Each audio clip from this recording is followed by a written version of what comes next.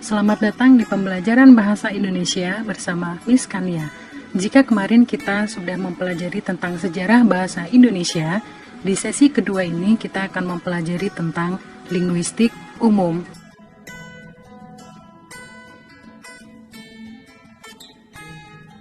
Hal-hal yang akan kita pelajari yaitu pengertian, bidang linguistik, fonologi, morfologi, sintaksis, semantik, dan pragmatik. Linguistik berarti ilmu bahasa. Kata linguistik berasal dari kata Latin lingua yang berarti bahasa. Dalam bahasa-bahasa Roman, yaitu bahasa-bahasa yang berasal dari bahasa Latin, masih ada kata-kata serupa dengan lingua, yaitu language dan lingu dalam bahasa Prancis dan lingu dalam bahasa Itali. Bahasa Inggris memungut dari bahasa Prancis kata yang kini menjadi language. Istilah linguistik dalam bahasa Inggris berkaitan dengan kata language itu. Seperti dalam bahasa Prancis, istilah linguistik berkaitan dengan language.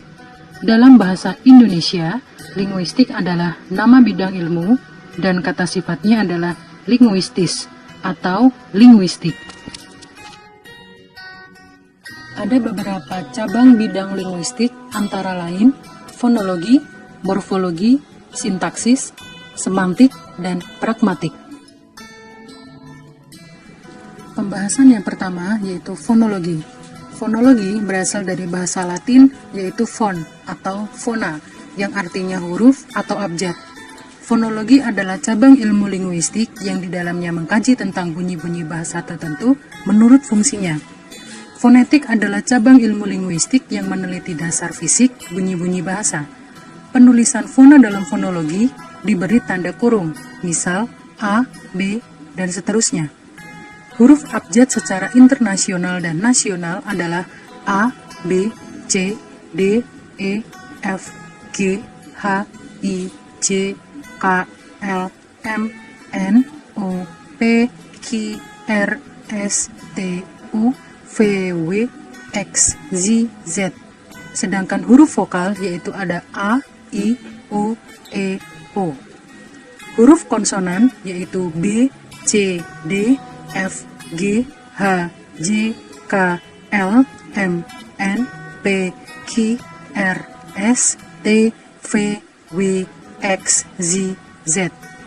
Huruf diftong atau gabungan huruf vokal contohnya I, AU, E, dan OI.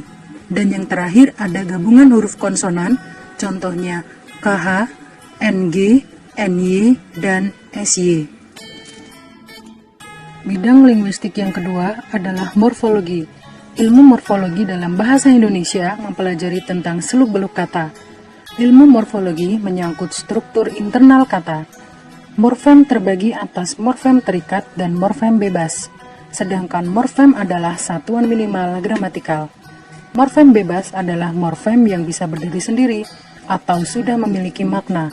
Contohnya kata makan, yang artinya kegiatan memasukkan sesuatu ke dalam mulut.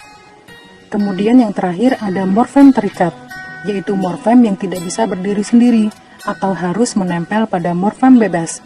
Morfem terikat juga disebut dengan imbuhan atau afiksasi.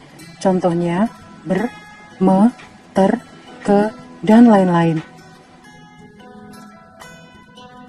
Bidang linguistik yang ketiga adalah sintaksis. Sintaksis adalah tata bahasa yang membahas hubungan antar kata dalam tuturan atau kalimat.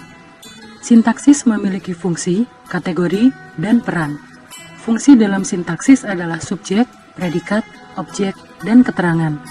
Kategori dalam sintaksis adalah nomina, verba, adjektiva, dan adverbial.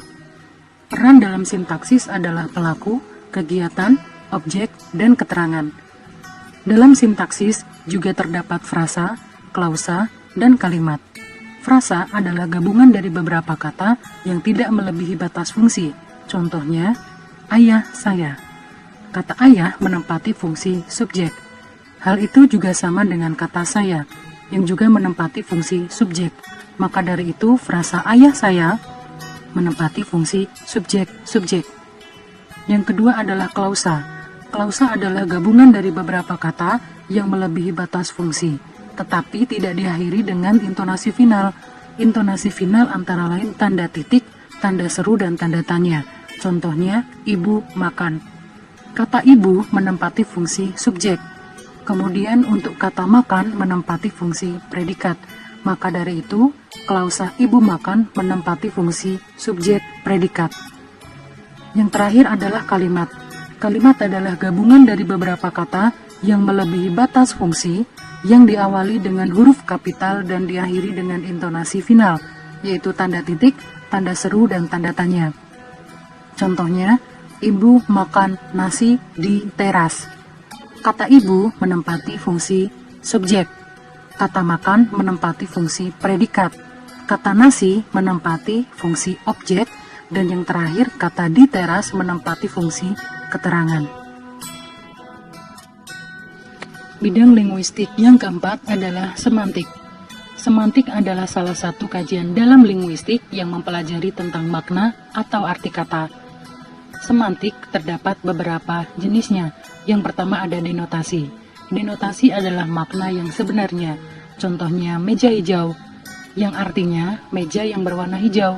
Kemudian ada konotasi atau kiasan, yaitu makna yang bukan sebenarnya. Contohnya meja hijau yang artinya pengadilan. Kemudian ada sinonim yang artinya persamaan kata. Kemudian ada antonim yaitu lawan kata. Lalu ada homonim yaitu kata yang memiliki makna ganda atau lebih dari satu. Contohnya bisa yang artinya racun yang bisa kita temukan dalam ular, atau bisa yang artinya adalah dapat. Dan yang terakhir adalah hiponim. Hiponim adalah hubungan antar kata atau kata yang menjadi bagiannya. Contohnya merah, yaitu ada dalam bagian warna. Kemudian kursi ada dalam bagian perabot. Bidang linguistik yang kelima yaitu pragmatik. Pragmatik adalah cabang ilmu linguistik yang mempelajari hubungan antar konteks, luar bahasa, dan maksud tuturan. Konteks luar bahasa ialah unsur di luar tuturan yang mempengaruhi maksud tuturan. Sumber kajian pragmatik adalah 1. Filsafat kebahasaan, yaitu mempelajari bahasa dari sudut pandang suatu ungkapan atau ujaran yang dituturkan. Yang kedua, sosiolinguistik, yaitu mempelajari bahasa dari sudut pandang, tujuan, dan situasi pemakaiannya di dalam masyarakat. Yang ketiga, antropologi. Antropologi adalah cabang ilmu dari pragmatik yang mempelajari bahasa dari sudut pandang asal-usul suatu bahasa yang digunakan. Yang keempat ada etnografi bahasa, yaitu mempelajari bahasa dari sudut pandang kebudayaan penutur bahasa. Dan yang terakhir, linguistik, yaitu mempelajari bahasa dari sudut pandang struktur bahasa yang digunakan dalam berkomunikasi.